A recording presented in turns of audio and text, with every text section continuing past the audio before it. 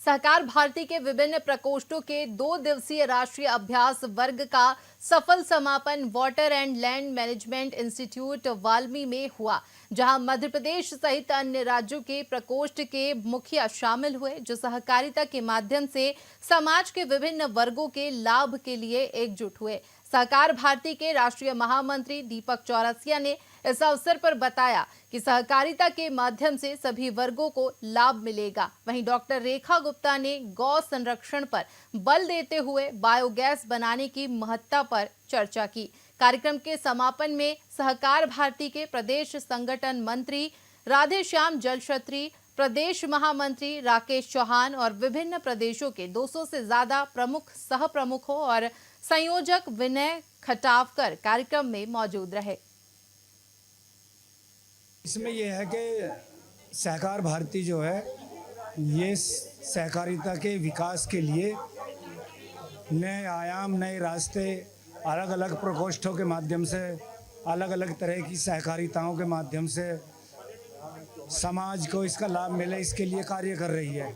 उसी संबंध में यहाँ पे जो है 22 राज्यों के प्रतिनिधियों ने भाग लिया है और इसमें सहकारिता के प्रमुख, राष्ट्रीय स्तर के प्रमुख, सभी सहकारिताओं के अलग अलग प्रकोष्ठों के लोग यहाँ पे आए हैं। मैं भविष्य में कामना करता हूँ सहकारिता से ही शहरी काम होने चाहिए और ये जो अपना देश है, अगर तरक्की करनी है तो सहकारिता को अपनाना पड़ेगा और सहकार भारती को अपनाना पड़ेगा। दूध की जो एक समस्या है इस समय, इसमें बहुत सारी दिक्कतें आ रही हैं कि दूध की शॉर्टेज है, दूध की मांग भी ज़्यादा है, लेकिन किसान के लिए उतना प्रॉफिट नहीं हो पाता जितना उसको होना चाहिए।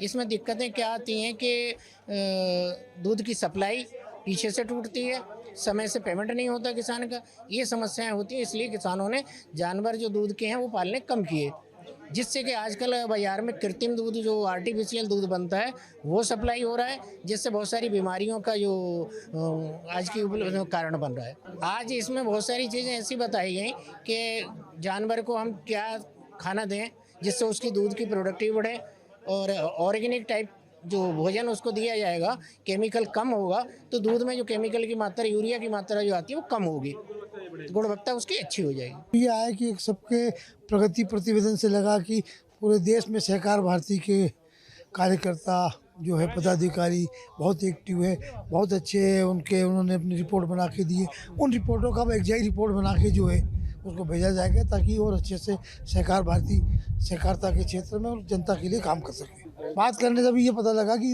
हमारा क्रेडिट मूवमेंट में बहुत अच्छा काम कर रही है सहकार भारती। सहकार भारती मछुआरों के लिए बहुत अच्छा काम कर रही है और किसानों के लिए बहुत अच्छा काम कर रही है। इसको और आगे बढ़ाना है, इसी का विचार मंथन हुआ है और बहुत अच्छे रिजल्ट आए। अभी 2 दिन से जो अभ्यास वर्ग था हमारा, उसमें हमारे लगभग 20-21 प्रकोष्ठों के प्रमुख और सह प्रमुख आए थे। 25 प्रदेशों से लोग थे और इन लगभग संख्या 200 के आसपास पूरी संख्या थी। और 2 दिन तक ये जो जितने भी हमारे 20-21 प्रकोष्ठ हैं, उन प्रकोष्ठों में कैसे काम कर सकते हैं हम लोग, है ना। जैसे उदाहरण के लिए मैं बताऊं आपको, तो जैसे डेयरी प्रकोष्ठ है, तो डेयरी सेक्टर में हम क्या काम कर सकते हैं, कैसे काम कर सकते हैं। ग्रामीण क्षेत्रों में जो हमारे दुग्ध उत्पादक हैं, किसान हैं, उन लोगों को कैसे जोड़ सकते हैं, उनको फिर डेयरी के साथ साथ डेयरी 2-3 तरह से डेयरी का काम होता है। एक तो ये कि अपन ने दूध लिया और लेके और डेयरी को दे दिया। दूसरा ये कि पशुपालक, तो भाई दूध कहाँ से आएगा, पशुओं से आएगा। तो किसानों को पशुपालन के लिए भी प्रोत्साहित करना, अच्छी किस्म के पशु रहें, अच्छी किस्म की गाय रहें, देसी गाय रहें, अच्छी किस्म की भैंस रहें, उनका दुग्ध उत्पादन कैसे बढ़ा सकते हैं, इन सब के ऊपर। इसी प्रकार से अन्य प्रकार के, जैसे मत्स्य प्रकोष्ठ है, तो मत्स्य प्रकोष्ठ में जो है वो जो मछली पालन का काम है वो बहुत बड़ा सेक्टर है। हमारा जो मछुआरा समाज है देश का, वो मछुआरा समाज जो है वो बहुत उपेक्षित समाज है वो। तो उस समाज को मछली पालन के माध्यम से उसको कैसे सशक्त बनाया जा सकता है, उसको कैसे मजबूत बनाया सकता है, वो उन सब कामों पर 2 दिन तक यहाँ चर्चा हुई। और उसमें सारी चीज़ों, सभी प्रकोष्ठों के बारे में जो नोट्स निकल के आए कि किसमें क्या सुधार कर सकते हैं, किसमें क्या काम कर सकते हैं जिससे वो मजबूत हो, वो सारा हुआ है, उसके नोट्स बने हैं। और आप सब लोग जाके अगले 5-6 महीने में जो यहाँ हुआ है उन सबको अपने अपने स्टेट में जाके उसका इम्प्लीमेंटेशन करेंगे, उनका क्रियान्वयन करेंगे। और क्रियान्वयन करने के बाद फिर 6 महीने के बाद हमारी फिर से कहीं ना कहीं ऐसी ही एक बैठक होगी, अभ्यास वर्ग होगा। तो उस 6 महीने में हमारा क्या अचीवमेंट रहा उसका हमको फीडबैक मिलेगा, और देन उस फीडबैक के आधार पर फिर अगले 6 महीने के लिए हम फिर अपनी कार्य योजना बनाएंगे। जिसे मोदी जी भी कहते हैं सहकार से समृद्धि, आर्थिक स्वावलंबन, और आने वाले समय में सहकारिता के माध्यम से एक ऐसा माध्यम है जिसमें समाज के सबसे निचले पायदान पर खड़ा व्यक्ति का आर्थिक उन्नति, ये अगर हो सकता है तो वो सहकारिता के माध्यम से ही हो सकता है। और अपने जितने प्रकोष्ठ हैं, उदाहरण के लिए डेयरी, मत्स्य, बुनकर, PACS, urban cooperative bank, credit society, ऐसे जितने भी एक्टिविटीज़ हैं, लगभग 56 तरह के प्रकोष्ठ हैं। अपने यहाँ पर 20 प्रकोष्ठ के लोग आए थे। तो हम लोग एक पूरे 2 दिन का दिनचर्या में सत्र में पूरे क्या क्या हो सकते हैं सहकारिता के माध्यम से, उस पर पूरा चिंतन किया हूँ। और आने वाले समय में जो एक हम लोग का क्या है कि अब भारत जो है 5वें आर्थिक देश से अब 3रे आर्थिक देश की ओर बढ़ रहा है विश्व में। और इसका अगर माध्यम सहकारिता होता है तो स्वाभाविक रूप से प्रत्येक व्यक्ति के हाथ में कार्य, प्रत्येक व्यक्ति के हाथ में सम्मान, प्रत्येक व्यक्ति की भागीदारी समाज में बढ़ेगी। अब जब समाज उत्कृष्ट होगा, जब समाज बढ़ेगा, तो स्वाभाविक रूप से अपना राष्ट्र की बढ़ोतरी होगी, या एक समावेश विकास जो है पूरे समाज का, प्रत्येक व्यक्ति का होगा। इसके बारे में हम लोगों ने चिंतन करके संगठनात्मक दृष्टि से और प्रकल्प की दृष्टि से हम लोगों ने पूरे 2 दिन में विभिन्न सत्रों में बैठकर तय किया कि आने वाले समय में क्या क्या करना है। नमस्कार, मैं राधेश्याम कुंभकार भोपाल मध्य प्रदेश से हूँ। और जो सहकार भारती का जो कार्यक्रम रहा है 2 दिवसीय राष्ट्रीय अभ्यास वर्ग के रूप में इसको रखा गया था, जिसमें हमारे राष्ट्र के सभी पदाधिकारी इसमें सहकार भारती क्या है, उसके अंतर्गत क्या क्या कार्य होता है, उससे संबंधित सभी को कार्यशाला के रूप में हमारे जितने भी पदाधिकारी राष्ट्र से, जिले से आए थे, उनके द्वारा उसमें बताया गया है। उसमें सभी प्रकार के प्रकोष्ठ जिनको नियुक्त किया गया है, अलग अलग प्रकोष्ठ से कौन क्या काम कर रहा है, किस क्षेत्र में कर रहा है, मछली पालन है, अलग अलग क्षेत्रों में मजदूरी है, इस टाइप के जितने भी निचले स्तर पर जाकर जो समाज में काम करता है, उसी के माध्यम से सहकार भारती के द्वारा इसमें उनको कार्यशाला के अनुसार बताया जाता है, जिसमें 3 और 4 तारीख को ये कार्यक्रम रखा गया था। मैं भी सहकार भारती में प्रकोष्ठ के रूप में श्रमिक प्रकोष्ठ प्रदेश प्रभारी हूँ। उसका दायित्व मुझे दिया गया है, जो मैं हमेशा उसको उस क्षेत्र में काम करता रहता हूँ, प्रवास भी करता हूँ, लोगों को जोड़ता भी हूँ। रोजगार से संबंधित उनका जो भी कार्य होता है उनसे मार्गदर्शन देते हुए उनको रोजगार के संबंध में बताया जाता है। और इसमें हमारा विशेष तौर पर जो माननीय प्रधानमंत्री जी के द्वारा जो समाज के लिए एक नई रेखा जो बनाई गई है, जिस पे चलकर वो अपना जीवन यापन भी कर सके, रोजगार भी पा सके, इस प्रकार से हमारे राष्ट्र के अमित शाह जी जिन्होंने इस कार्यक्रम को भव्य बनाने के लिए और 2025 वर्ष मनाने के लिए इसकी घोषणा की है, इस क्षेत्र में सभी प्रकार के अधिकारी और समाज के लोग इसमें काम करते हैं, जिसमें इस कार्यक्रम में माननीय हमारे कैलाश विश्वास सारंग जी विशेष अतिथि के रूप में पधारे थे, और साथ में प्रहलाद पटेल साहब भी पधारे थे।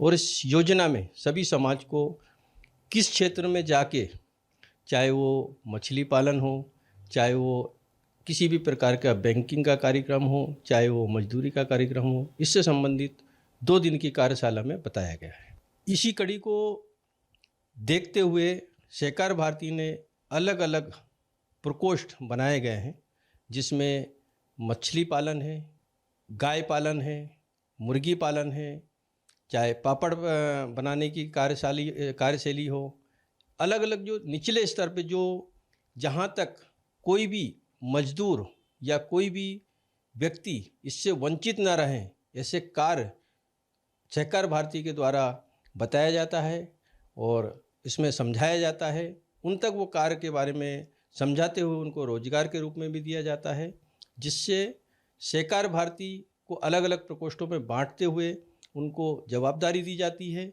और इसमें प्रवास किया जाता है, जिससे हर एक व्यक्ति की जानकारी में ये रोजगार क्या होता है, कहाँ तक पहुँचा जा सकता है, सरकार की क्या योजनाएं हैं, इसके बाद गैर सरकार की क्या योजनाएं हैं, इन सभी निचले स्तर तक पहुँचाने के लिए माननीय हमारे प्रधानमंत्री जी मोदी जी ने जो ये रचना रची है, इसके माध्यम से आखिरी कोने तक, आखिरी पंक्ति तक ये संदेश जाए और उनको अवगत कराए, उनको मार्गदर्शन मिले, ऐसा ये कार्यक्रम की रूपरेखा रखी गई थी। इसमें सहकारिता अभ्यास का जो है कि 3 तारीख और 4 तारीख आज इसका समापन हुआ है और ख़ास तौर से जो हम यहाँ की बात कर लें कि 21 प्रकोष्ठ के प्रमुख यहाँ पर आए, ख़ास तौर से जो सहकारिता विभाग होता है, चाहे दूध उत्पादन से संबंधित हो या मत्स्य से हो या फिर अनेक विभागों से है, उसके लिए हमारे साथ कुछ लोग मौजूद हैं जिनके साथ हम चर्चा करेंगे। आज की जो ये कि खास जो है कि राष्ट्रीय अभ्यास वर्ग विविध प्रकोष्ठ जो समापन हुआ उसमें क्या कुछ खास निकल गया है। सर, आपका नाम क्या है? मेरा नाम अभय माटे, मैं पुणे में रहता हूं और सहकार भारती का राष्ट्रीय बैंक प्रकोष्ठ करके मेरे पास जिम्मेदारी है। तो आज इसमें क्या खास निकल के आया जो अभ्यास प्रकोष्ठ हुआ, इसमें कुछ नयापन आपको मिला या किस तरह से और बढ़ोतरी की जा सकती है? सभी जो 182 सदस्य इस अभ्यास वर्ग में उपस्थित थे और वे पूरे 20 जो प्रकोष्ठ है सहकार भारती के सहकार क्षेत्र में काम करने वाले, उसके आधार पर उनके वो 182 सदस्यों ने अपने अपने जो भी क्षेत्र में हम काम कर रहे हैं, जैसे कोई पैक्स में काम करता है, कोई बैंकिंग में करता है, कोई क्रेडिट कोऑपरेटिव सोसाइटी में करता है, तो अपने अपने यहाँ कैसे कैसे हम काम बढ़ा सकते हैं और उनको हमारी तरफ से क्या क्या दे सकते हैं और पूरी सहकारिता के आधार पर राष्ट्र का उत्थान कैसे कर सकते हैं। जो अपने प्रधानमंत्री जी के मन में है 2047 का जो भारत जो है, और उसके साथ में वो अमित जी शाह भी जो अभी सहकार मंत्रालय संभालते हैं, तो उन दोनों की मन में वही स्थिति है कि सहकारिता यही एकमेव आधार है जो भारत को उन्नत कर सकेगा, क्योंकि उसमें अपना स्वयं का स्वार्थ कुछ होता नहीं है। तो उसके आधार पर यदि हम काम करते हैं तो ज़रूर हम आगे जाएंगे। उसी दिशा से काम करने में हम सब प्रेरणा लेकर अभी यहाँ से जा रहे हैं और जो अपना अपना क्षेत्र जो रहेगा उसमें हम अच्छी तरह से काम करके आने वाले ये 3 साल के पहले वो हमारा जो काम जो है हमारे पास में, जो प्रकोष्ठ जो हमारे पास में यानी सेल जो है, उसके आधार पर हम पूरा उस क्षेत्र में अच्छी तरह से बढ़ोतरी करेंगे, ऐसा मुझे पूरा विश्वास लगता है।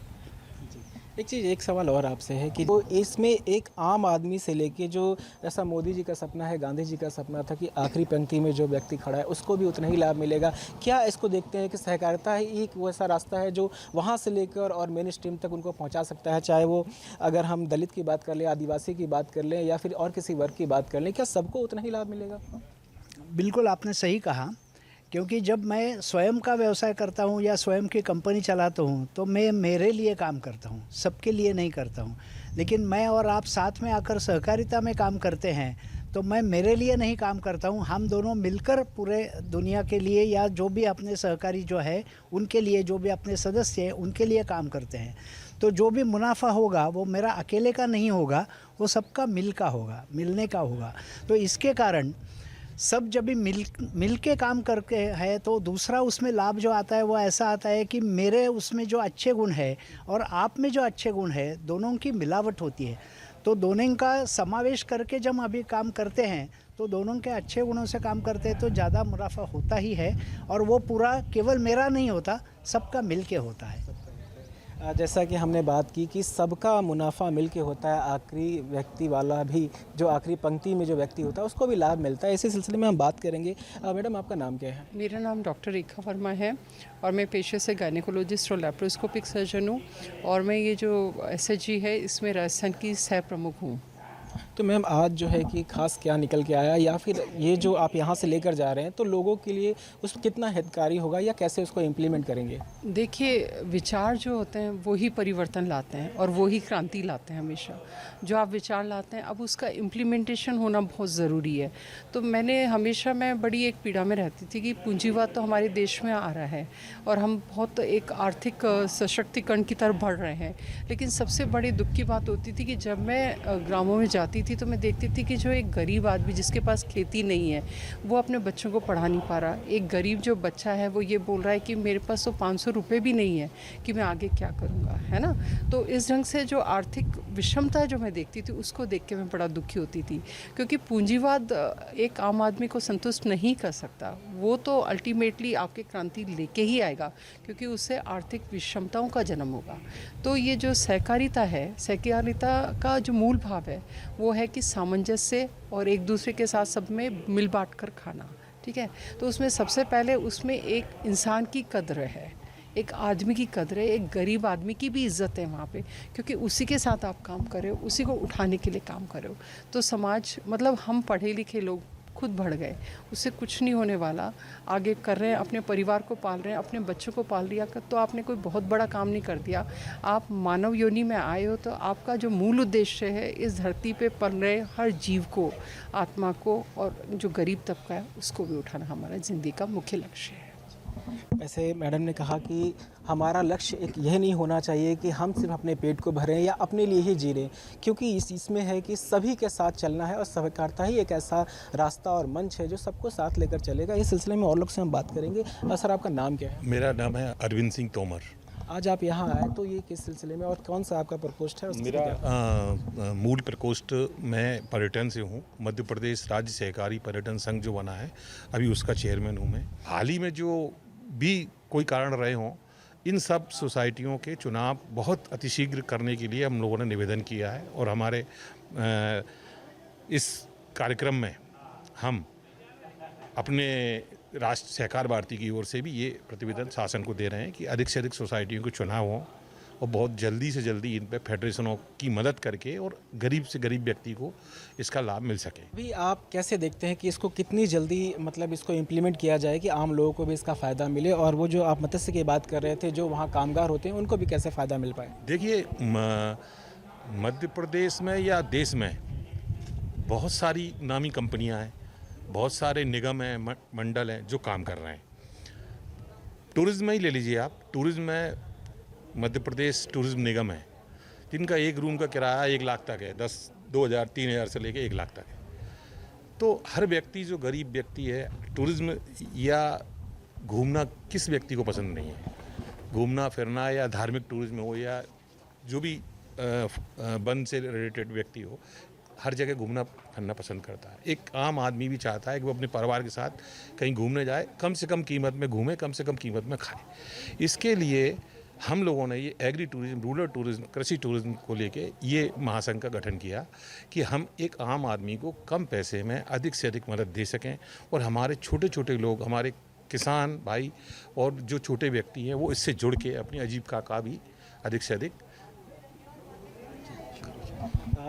जैसे कि हमने अभी कुछ लोगों से बात की, डॉक्टर रेखा थी और सर थे और लोग जो थे, सबसे हमने बात की, उन्होंने बताया कि किस तरह से आखिरी पंक्ति की जो व्यक्ति है उसको भी मदद मिल सकती है। और सबसे बड़ी बात निकल के ये सामने आती है कि यही एक मंच है जहाँ से हर व्यक्ति को जो है राहत मिल सकती है, वो अपने पैरों पर खड़ा हो सकता है, अपने उद्यम को आगे बढ़ा सकता है। सरकार भी कहीं ना कहीं से उसके साथ इंसाफ करेगी, मदद करने के लिए कदम से कदम मिला के चलेगी और उसी की एक शुरुआत है, एक मुहिम है जो कि हर समय होती रहती है। इसको देखने वाली बात है कि किस तरह से जो सारे आज बातें की गई हैं, जो एक चर्चा की गई है, सहकारिता विभाग जो वर्ग है, अभ्यास है, एक जो 21 जो प्रकोष्ठ के प्रमुख यहाँ आए थे, उन्होंने इस समिति में भाग लिया और अपनी अपनी राय रखी और इसको किस तरह से आगे बढ़ाया जा सकता है या इसमें क्या और सुधार करने की ज़रूरत है, ये आगे देखने वाली बात होगी। लेकिन सबसे बड़ी बात यह है कि यहाँ से कुछ ये नया करके जा रहे हैं, नया सीख के जा रहे हैं और अपनी अपनी जगहों पर वो बेहतर करेंगे। कैमरा पर्सन हर शर्मा के साथ मनीष कुमार, VIP न्यूज़, भोपाल।